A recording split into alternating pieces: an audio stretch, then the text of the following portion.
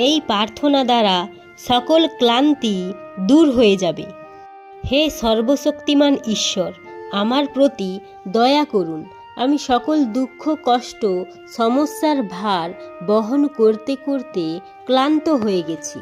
আমার মধ্যে আমি বল ও শক্তি হারিয়ে ফেলেছি।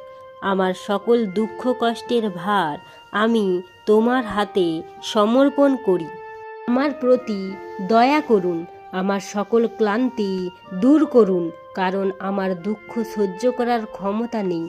তাই এই কষ্টের কাল থেকে আমাকে রক্ষা করুন।